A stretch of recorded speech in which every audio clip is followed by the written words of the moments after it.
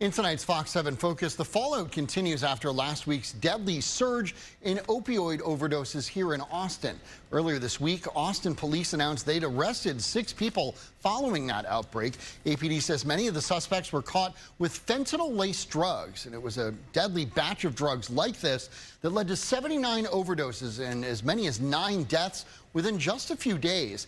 Thankfully, EMS and other agencies were able to get the surge under control, thanks in large part to their efforts handing out hundreds of doses of Narcan. On Monday, city agencies are set to announce new funding for more Narcan to be deployed in high-risk locations. I spoke with Austin Travis County EMS about this latest outbreak and the ongoing opioid crisis in our area. We're here at Austin Travis County EMS headquarters with Captain Krista Stedman. Thanks so much for being here. Yeah, happy to help. Talk about where this is happening and who this is happening to. I understand we're not just talking about downtown and we're not just talking about homeless people. Yeah, so this surge and opiate use disorder in general does not discriminate.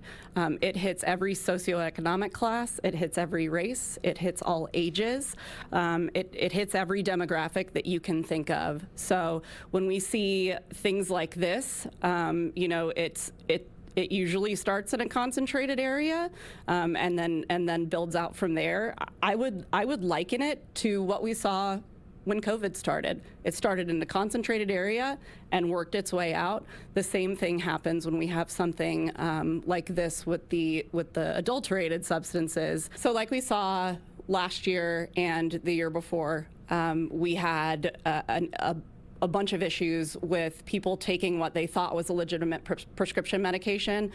Some people were thinking they were taking a Xanax or an Adderall that had been prescribed to a friend, and it turned out to have something deadly inside. So this just sort of shows that you know, illicitly manufactured opiates are getting into far more things, and that's why it's so important for the public to be vigilant and know the signs of an overdose, carry Narcan with you, know how to use it so that you can help. So talk to us about what the city is doing to combat this. It was hard for me to believe when I heard this, but hundreds and hundreds of doses of Narcan have been passed out. Yeah, and I can't speak enough to the incredible efforts of our community health paramedic team, as well as our partners with some of the organizations that we partner with.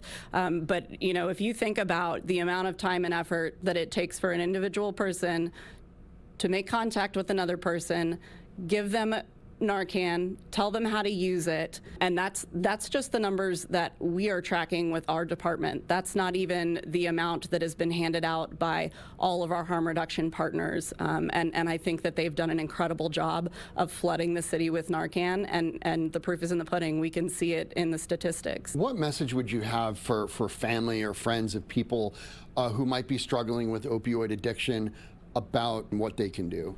So, you know, there's so many resources in Austin and Travis County. We're really lucky with the amount of resources that we have for people with opiate use disorder.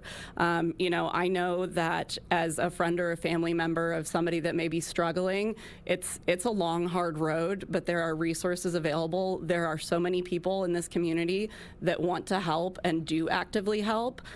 We just have to know who you are and where you are, and we have plenty of resources and programs to get anybody that wants to get into treatment connected with that treatment.